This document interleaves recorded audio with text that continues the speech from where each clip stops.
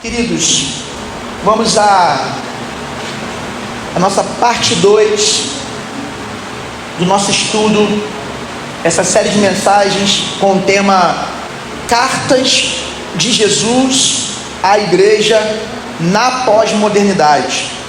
Repete após mim para você também gravar esse tema, porque a gente vai trabalhar ele ainda pelas próximas quintas-feiras. Vamos lá? Cartas de Jesus à Igreja na Pós-Modernidade. Bom, na semana passada nós introduzimos aqui o nosso estudo.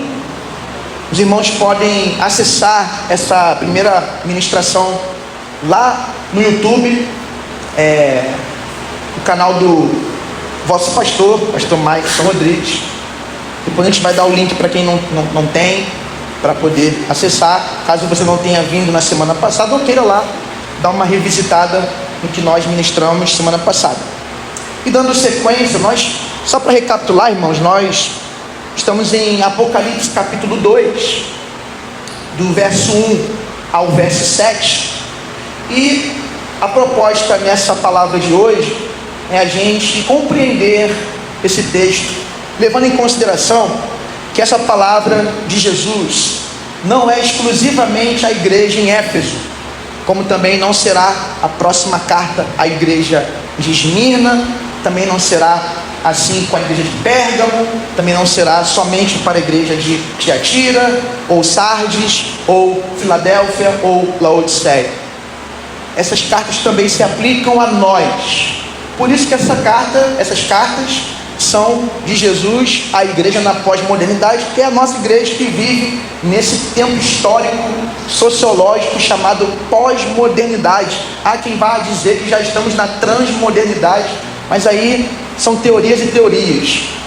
Bom, nós falamos aqui, trouxemos um cenário, da história da igreja, para situar os irmãos nessa carta. É importante vocês saberem o seguinte: essa carta, esse livro do Apocalipse foi escrito no final do primeiro século da era cristã. A igreja já estava consolidada, ainda sofria muita perseguição, mas o último apóstolo vivo, o apóstolo João, exilado na ilha de Patmos, ele vai escrever esse texto que não é tão simples de se compreender. Você vai perceber que no Apocalipse nós temos muitas figuras, muitas alegorias, nem tudo é literal no texto do Apocalipse, mas essas cartas elas são muito objetivas e se aplicam a nós nesse tempo. Então eu convido você, para entender melhor essa introdução, que você ouça a mensagem anterior, para você entender os imperadores que vieram, desde o primeiro imperador nos dias de Jesus, quando ele nasceu, até o último imperador, que foi Domiciano, apelidado de o segundo Nero, e ele perseguiu a igreja, e ele exilou, ele mandou João de Éfeso para 80 quilômetros de distância, para ficar na ilha de Patmos, exilado, e lá João morreu, ou João desapareceu, Bom, nós falamos muitas coisas, irmãos. Nós falamos sobre a cidade de Éfeso, nós apresentamos um contexto da carta, e nós começamos também a tratar da aplicação dela para nós, igreja contemporânea, e comentamos um pouquinho dos desafios do tempo nosso que estamos vivendo. Eu falei um pouquinho sobre desafios sociais, abordei um pouquinho sobre essa questão da coletividade, daquilo que é coletivo hoje não ter tanto apreço do ser humano ocidental. Há uma onda de individualismo no Ocidente. As pessoas hoje não querem viver em comunidade, elas não querem pertencer a uma comunidade, elas querem viver um isolamento cada vez mais profundo. Falamos dessa identidade fluida, múltipla, principalmente na juventude, muitos jovens sendo enganados por Satanás, ao ponto de não mais compreenderem a realidade biológica e natural, e começarem a se enxergar diferente da própria realidade ao qual foram criados por Deus. Então você vê aí uma série de construções de identidade, falamos sobre as desigualdades sociais, falamos sobre esse desafio econômico e social, né, onde nós temos muitas pessoas passando por muitas privações, né, em termos de saneamento básico, acesso à educação de qualidade, saúde de qualidade, enquanto um grupo seleto desfruta de um conforto inimaginário.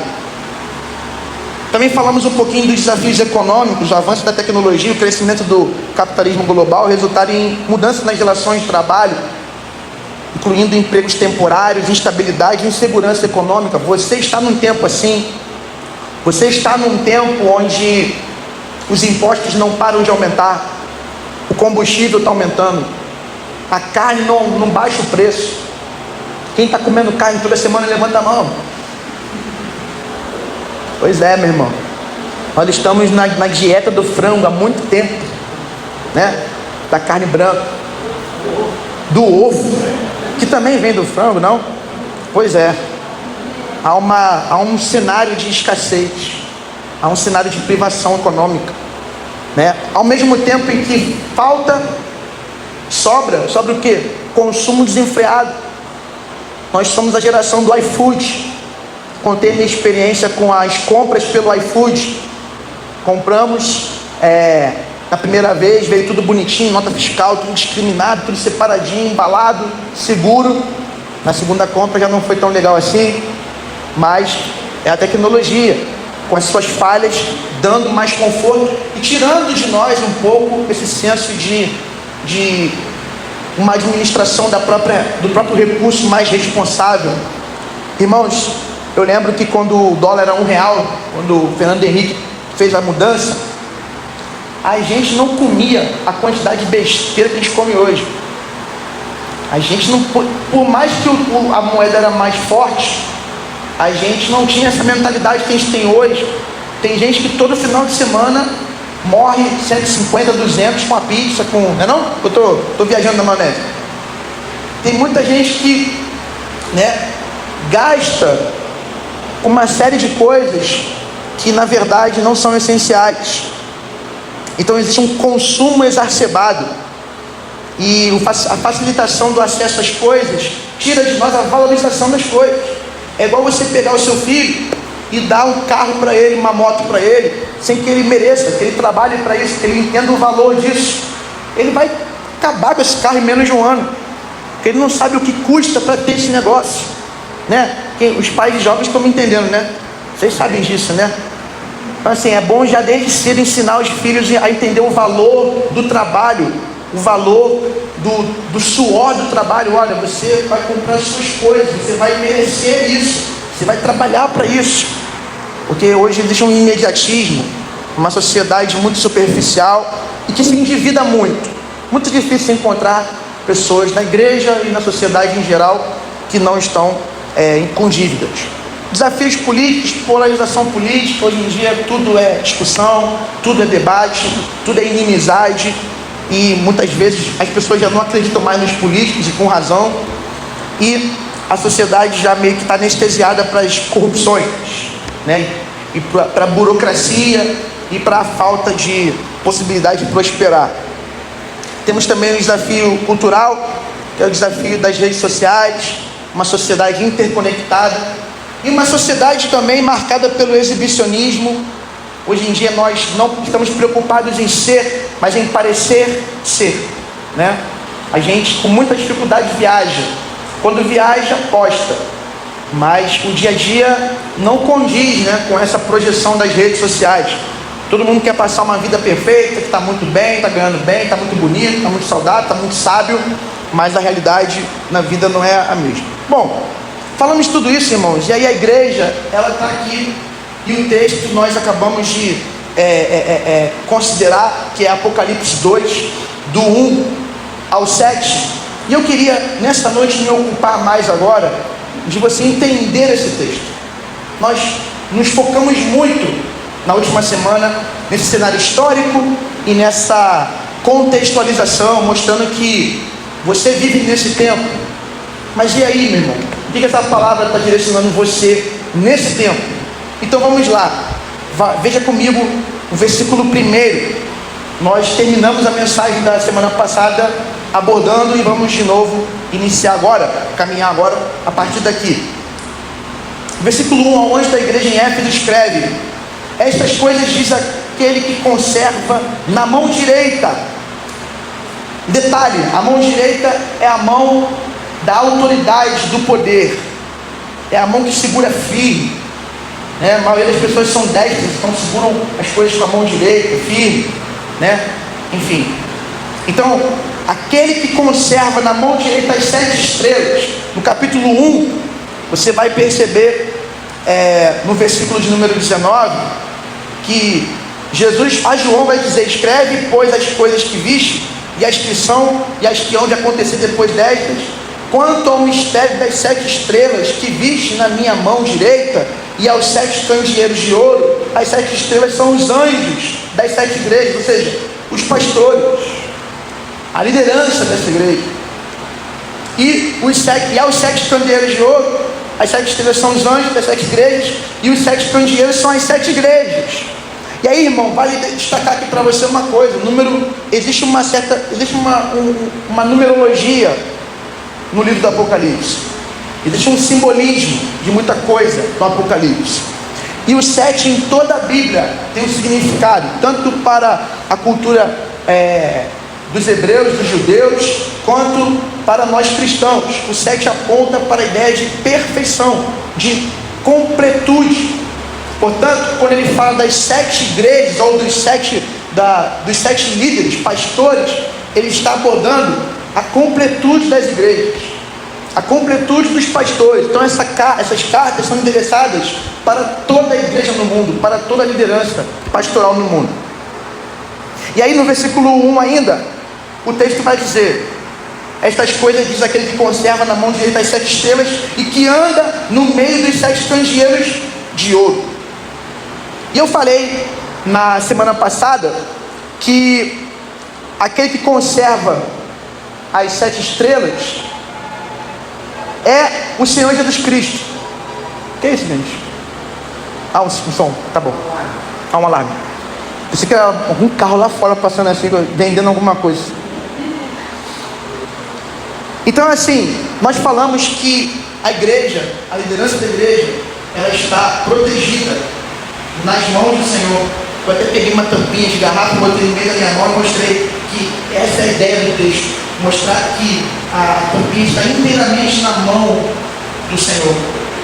Não é uma garrafa que está na sua mão, só uma parte dela, mas toda ela, dando a entender o seguinte: Jesus Cristo, Ele protege a sua igreja. Irmãos, nós não temos o controle da história, nós não sabemos o futuro, mas nós servimos àquele que tem o controle da história e aquele que sabe de todas as coisas. E essa história aqui da Bíblia do Mendanha está sendo escrita pelo Senhor, e Ele tem o controle sobre tudo, e Ele protege o seu povo, e Ele protege a sua liderança, e tudo vai se transcorrer segundo a sua vontade, porque nós cremos que esse Deus, Ele está sobre o seu povo, e Ele guarda e protege o seu povo. Amém, irmãos?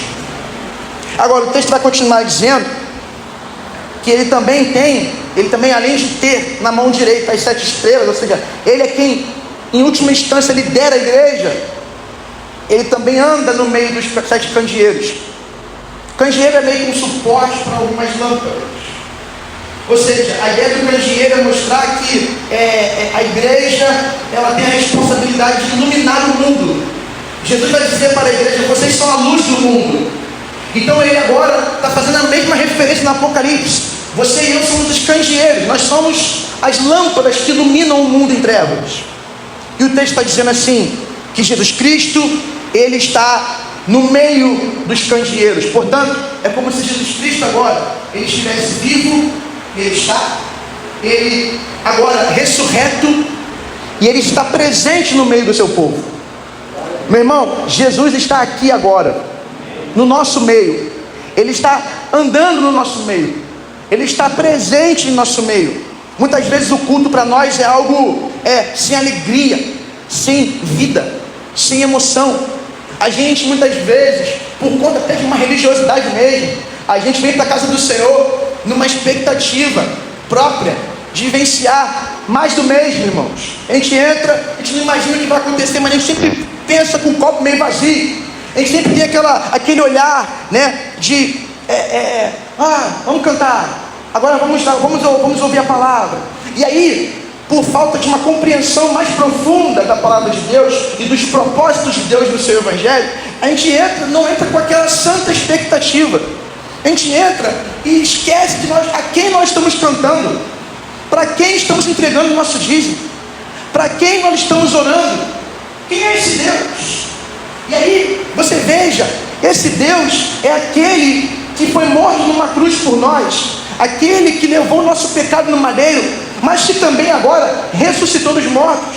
Ele é Senhor, Ele tem as chaves da morte do inferno, Ele tem nas mãos as 7 estrelas, Ele tem a liderança da igreja global nas suas mãos. Ele é Senhor da história, Ele é todo poderoso e Ele está no nosso meio. Mas a gente perde essa reverência espiritual, essa visão elevada de quem Jesus é, e aí torna muitas vezes o culto numa experiência meramente religiosa, fria, que não transforma quem nós somos. Meu irmão, Zaqueu encontrou Jesus, Bartimeu encontrou Jesus. E a prova de que Zaqueu encontrou Jesus é que ele era corrupto quando conheceu Jesus e se tornou honesto a partir do conhecimento de Jesus. Quem era Zaqueu antes de conhecer Jesus? Um corrupto, um homem mau, um homem que roubava dos mais pobres, um homem perverso. Quem se tornou Zaqueu depois de encontrar o Senhor Jesus? Um homem generoso, um homem que busca reconciliação, que busca reparar os danos, que busca agora cumprir palavra. Quem era Bartimeu antes de encontrar Jesus? Um homem cego, um homem marginalizado, um homem esquecido, um homem desprezado. Quem se tornou Bartimeu depois de conhecer Jesus? Um homem agora cheio de alegria, devolvido para a sociedade, pronto para viver a melhor experiência possível na vida. Um homem que agora vai adorar a Deus, um homem que vai agora trabalhar, um homem que vai agora viver. Mas tem pessoas que vão encontrar Jesus, vão passar por Jesus, vão vir muitas vezes e ficar na presença de Jesus, sem conhecê-lo, sem ter a vida transformada, mantendo o mesmo padrão de reação aos conflitos, de reação às circunstâncias, continuando ainda com as antigas práticas, com os antigos vícios, e muitas vezes não podendo celebrar a presença dele, porque na verdade não há mais uma visão espiritual de quem ele é mais um culto, é mais um encontro, é mais uma celebração. Mas a palavra nos mostra que Jesus Cristo, para aquela igreja e para nós hoje, ele diz: eu estou no meio de vocês. Ele diz: eu estou andando no meio de vocês, e eu não sou apenas um homem de Nazaré, eu não sou apenas um homem que prega bem, eu não sou apenas um homem que ensina, eu não sou um homem apenas santo, de um bom caráter, eu não sou um homem apenas moral, eu sou, sabe o que? Eu sou o Rei dos Reis, o Senhor dos Senhores, eu sou o Altíssimo, o Criador dos céus e da terra, eu sou o Salvador desse mundo, e eu estou agora no meio de vocês. Percebam a minha presença, irmão. Isso tem que tocar na gente, tanto na nossa razão quanto na nossa emoção. Experiência com Jesus, se for reduzida a uma experiência racional, é religiosidade. E a experiência com Jesus reduzida a uma experiência emocional é fanatismo. Você e eu somos batistas e não queremos ser fanáticos nem religiosos. Nós queremos ser cristãos que experimentam a experiência viva, contemporânea e verdadeira de Jesus, tocando nosso coração e enchendo nossa razão e nos fazendo daqui para fora viver com Ele e para a glória dele. Amém ou não, irmão? Amém. Então grava no teu coração: Jesus tem o controle da história. Repete comigo: Jesus tem o controle da história. Repete após mim: Jesus lidera a sua igreja. Agora repete após mim: Jesus está aqui no nosso meio. Nós precisamos dessa visão espiritual mais elevada. Ele anda no meio dos 7 candeeiros, ele anda no meio da igreja, ele está presente. Irmão, se ele está aqui, creia, ele pode realizar o que você nem vai pedir a ele. Ele pode fazer, mas assim, muito mais do que o que ele pode fazer, é o que ele quer fazer para você ser na presença dele. Mais do que receber algo das suas mãos, nós precisamos recebê-lo. Nós precisamos ver nosso caráter sendo transformado acima das suas bênçãos. O que eu estou querendo dizer é que você não tem que apenas buscar a bênção de Deus nesse lugar, mas também o Deus da bênção. Amém, irmãos? É plenitude. Versículos 2, 3 e 6, vamos ler os versículos. A gente vai falar aqui agora do momento do estudo onde Jesus vai elogiar a igreja em Éfeso. Ele vai tecer elogios. Vamos ler o texto. Olha aí na Bíblia ou na tela. Conheço as tuas obras. Ou seja, não dá para esconder nada do Senhor. Conheço as tuas obras, tanto o teu labor, o teu trabalho, como a tua perseverança, e que não pode suportar homens maus, e que puseste à prova os que a si mesmos se declaram apóstolos e não são, e os achaste mentirosos. E tens perseverança, e suportaste provas por causa do meu nome, e não te deixaste esmorecer. Versículos número 6. Tens contudo a teu favor, que odeias as obras dos nicolaítas, as quais eu também odeio. Cara, já parou para imaginar Jesus odiando alguma coisa? Jesus odeia, sabe o que ele odeia? O mal. Jesus odeia o pecado. Jesus odeia a perversidade, a iniquidade. Ele fala: vocês odeiam o que eu odeio. Ele está elogiando a igreja. Bom, você percebe nesse texto que Jesus elogia a igreja de Éfeso, primeiro, pela sua fidelidade no trabalho, na obra dele, no labor. Labor aqui é trabalho. Segundo, pela perseverança da igreja em meio às tribulações. Éfeso era uma cidade do Império Romano, uma cidade com muita idolatria, muita prostituição, muita maldade, muita violência. E a igreja estava ali resistindo às tribulações e às perseguições. Ele também elogia a igreja pelo seu zelo doutrinário. Olha o que o versículo 2 vai dizer: e que não pode suportar homens maus, e que puseste à prova os que a si mesmos se declaram apóstolos e não são, e os achais mentirosos. Ou seja, o apóstolo lá naquela igreja, o pseudo-apóstolo, ele queria ensinar, ele queria pregar, ele queria liderar, ele queria dirigir o evangelismo. Vamos evangelizar, vamos fazer. E a igreja tinha um zelo doutrinário tão profundo que identificava quem não era apóstolo de verdade e botava o camarada para correr. A expressão, né, mais, enfim, né, popular. Então, não tinha brincadeira.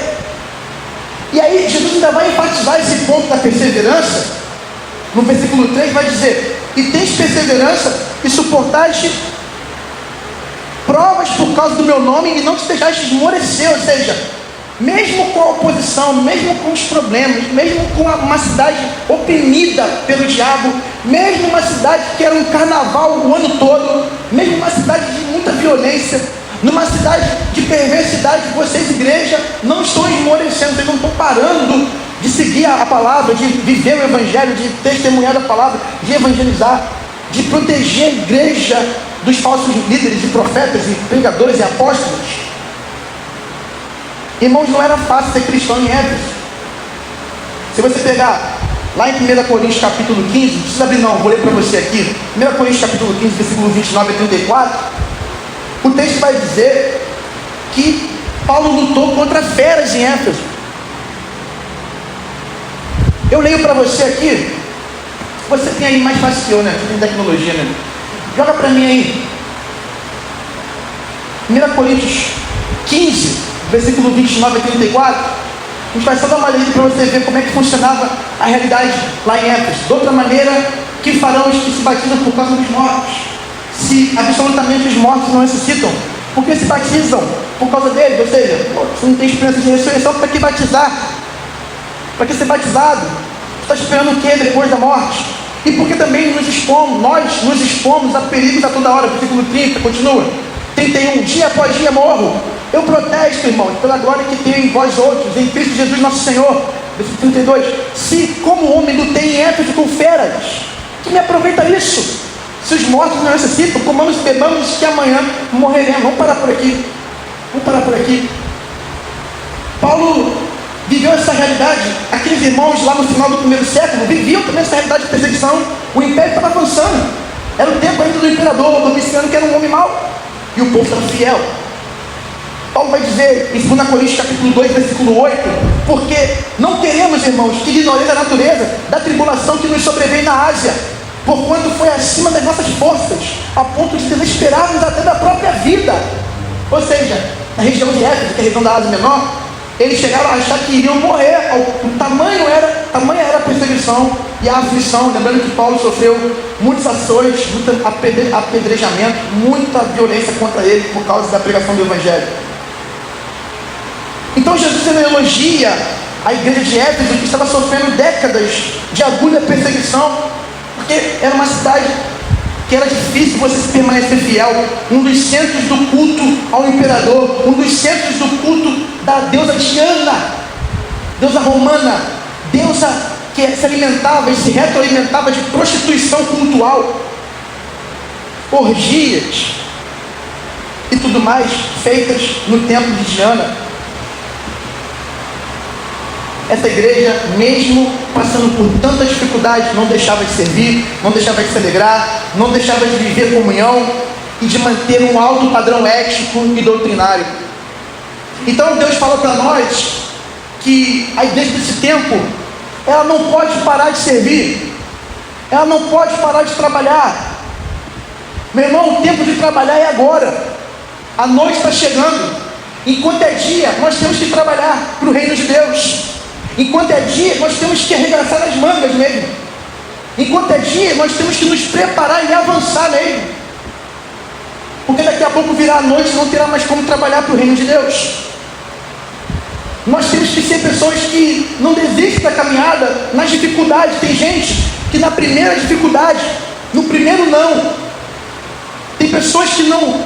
Quem já viu aqui o filme não, a série antiga? Não, aqui os jovens... Eu nem vou perguntar a vocês, tá? Desculpa.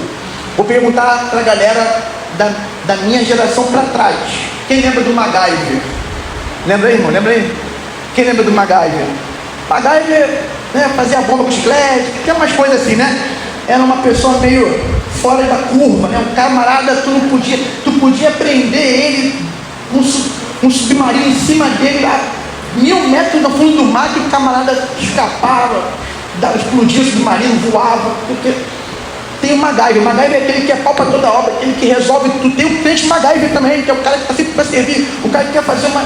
Pastor, vamos lá, irmão, eu quero servir, onde eu posso servir? E tal, e quer resolver problemas, quer resolver conflitos, quer silenciar vozes que não são do Espírito Santo. É alguém que está trabalhando pelo corpo, pela comunidade, quer ver o reino avançar. E tem o crente que é diferente do MacGyver, parecido com o nome, mas com uma outra expressão, magoável. Conhece o magoável? Magoável é uma outra expressão do crente. É o crente que, se você falhar um tiquinho, não é o Soares, né, irmão? Você falhou um tiquinho, pronto, já não vem mais para a igreja.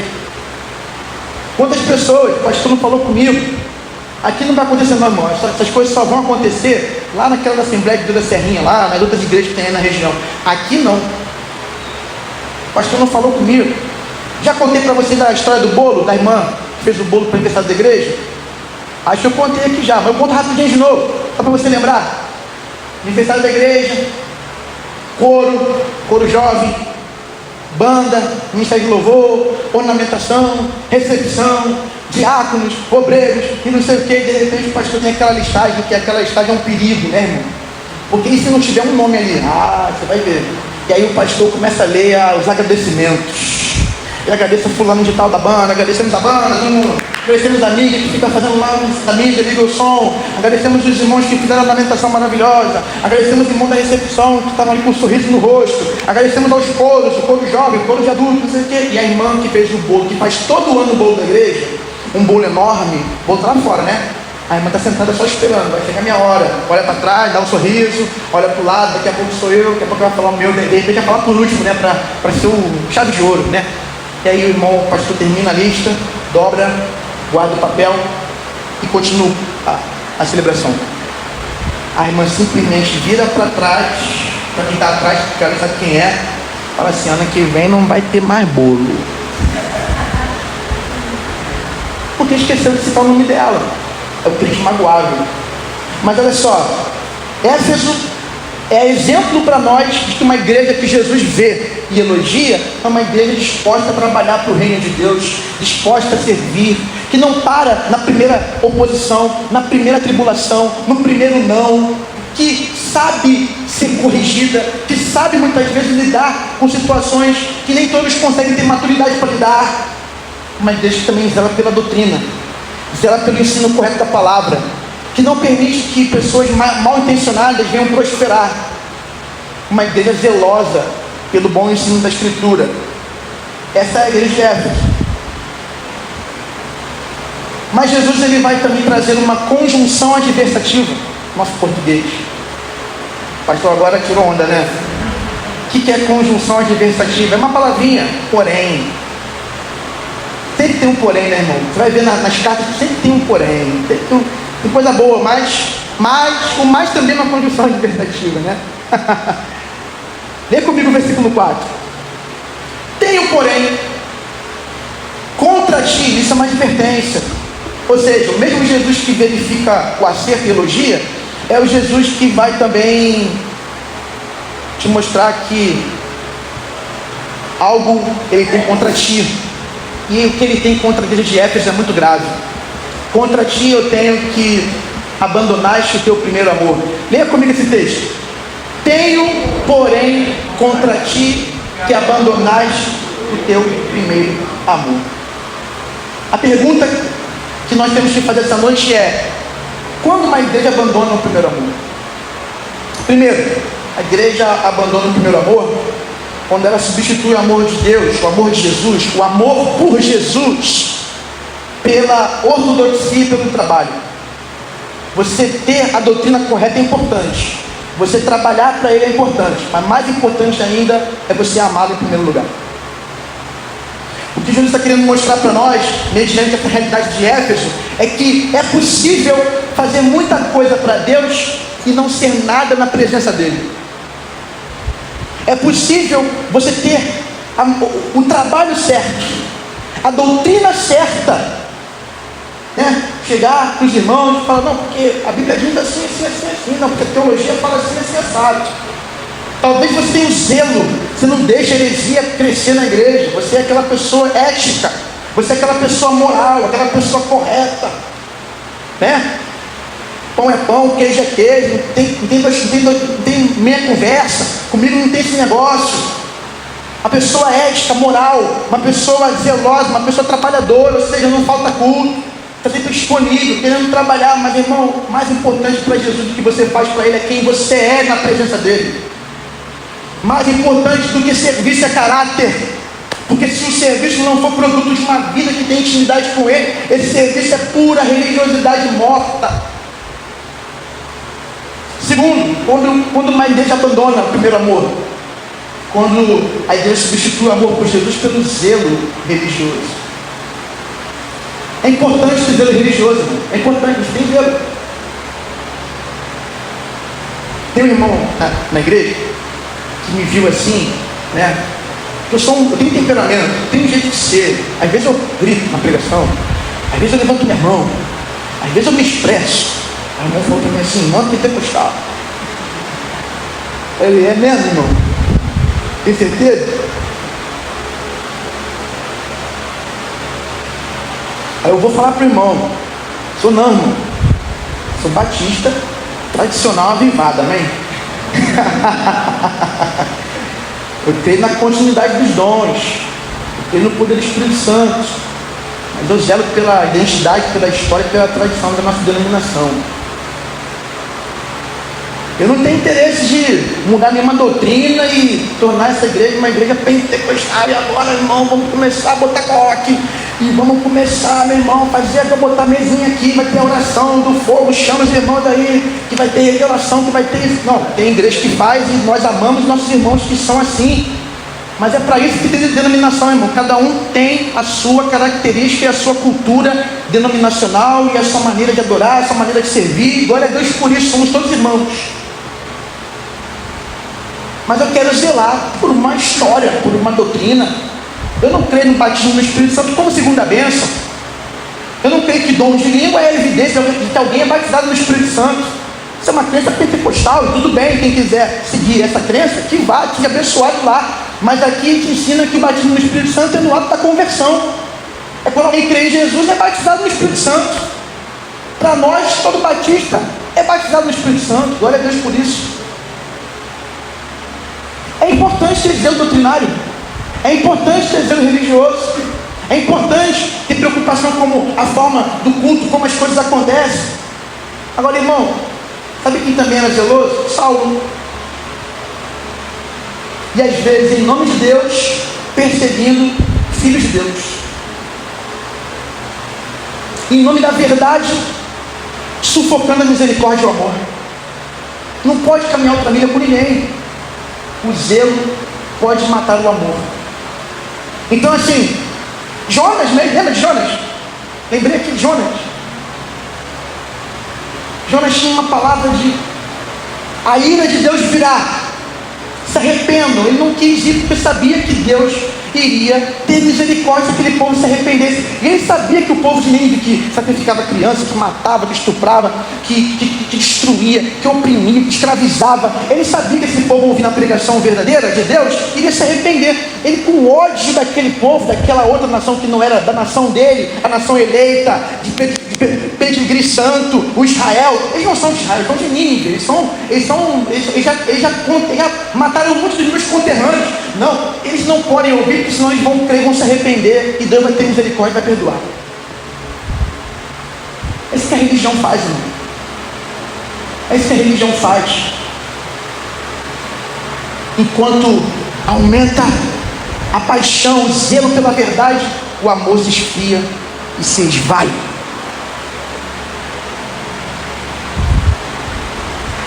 É possível fazer o que é certo e ter uma espiritualidade seca, fria, sem frutos, baseada apenas num racionalismo morto. Tem um autor, metodista até, A.M. Bounds. Ele escreveu um livro, Poder através da Oração. Recomendo a toda a igreja. Inclusive vou achar o PDF, vou enviar para os irmãos para abençoar. Irmãos, ele vai dizer assim: nós devemos amar a ortodoxia e odiar a heresia. Ou seja, nós temos que amar a verdade e odiar a mentira, odiar o falso ensino. Mas uma ortodoxia morta mata. Uma ortodoxia que não nos leva ao amor a Deus, a uma vida com Deus, essa ortodoxia mata. Terceiro, quando a igreja abandona o primeiro amor, quando a igreja tem a capacidade de examinar os outros e encontrar os erros nos outros, mas não tem a capacidade de examinar a si mesmo e encontrar o erro em si mesmo. É quando a gente se especializa em verificar o erro alheio, mas não tem a mesma especialidade de perceber, examinar e lidar, reconhecendo o próprio erro. Portanto, o texto nos mostra no versículo 4 que é possível ver e apontar o pecado do outro enquanto se está cego e não pode reconhecer o próprio pecado. Eu vou parar por aqui, porque ainda teria que caminhar um pouquinho, eu não vou correr. Eu acho que não há necessidade de correr nesse estudo bíblico, tá? Então assim, semana que vem a gente termina Éfeso e já inicia a Esmirna, a carta a Esmirna. Mas nós terminamos com esse texto no versículo 4.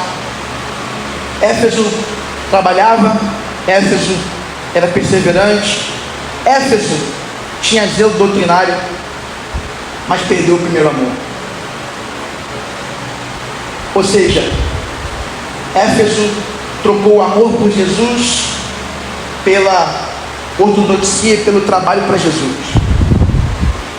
é aquele crente que começou a estudar teologia e agora ele lê livros, ele debate, ele discute, mas tem muito tempo que ele não entende, não sabe o que é chorar na presença de Deus, nem se ajoelha. E eu falo ajoelhar não fisicamente apenas, mas o coração se prostrar. Ou seja, é possível, meu irmão, ao perder o primeiro amor, é possível você trabalhar, servir, você crer, você suportar até a oposição, demonstrar algum tipo de maturidade, mas essa tua experiência com o Senhor é uma experiência que não muda teu coração. Você não tem mais alma. Alma no grego é psique. Psique é a capacidade de perceber a poesia e a beleza das coisas. Tem gente que já perdeu a alma há muito tempo. Vocês moram na floresta. Se vocês perderem a alma aqui, vocês estão ficando dobrados. Porque aqui tem contemplação da grandeza de Deus o tempo todo. É só olhar para o alto que você vai ver a glória de Deus, a majestade da criação de Deus, como Deus é grande, como Deus é glorioso. Só você olhar para o céu. Mas tem crente hoje que entra na igreja, sai da igreja, continua magoado, continua odiando, continua apontando, vendo o pecado do outro, continua desprezando o conhecimento e a visão do reino e da igreja e do culto do outro, continua zeloso, mas sem amor, com boa doutrina, mas sem misericórdia, com boa atuação ministerial, mas sem alegria, não tem prazer, porque virou religião, virou mais um culto, mais uma obrigação de vir para a casa de Deus, porque se eu faltar vão dizer que eu desviei. Que não seja assim na sua vida nem na minha, que nós possamos voltar em tempo ao primeiro amor, e o nosso primeiro amor tem nome: Jesus Cristo de Nazaré. Amém, meu irmão? Que nós voltemos para Ele hoje, agora e cada dia da nossa vida. Esse é o clamor dele para nós nessa noite. Amém.